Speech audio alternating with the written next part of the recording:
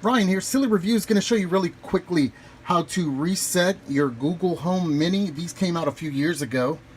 Lots of good deals on them. I had a few laying around. I hadn't hooked them up, but now I've got a secure enough Wi-Fi connection where I want to hook them up.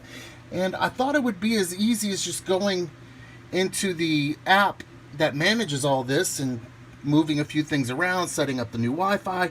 But I had to, for some reason, I have to reset the Google Home Mini, and I'd never done that before, not that I could remember. So what it tells you on the instructions is where the power cable goes in, there's going to be something you press and hold for 5 seconds.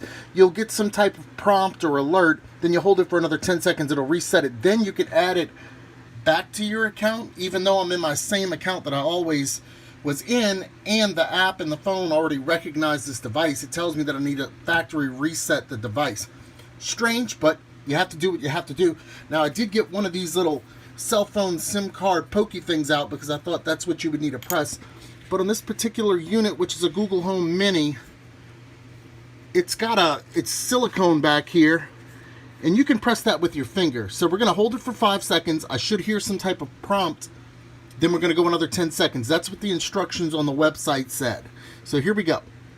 1, 2, 3. You're about to completely reset Google Home. To cancel, release the button. We're going to keep going. That sounded like a confirmation and like a good thing. I think at this point I'll be able to add it.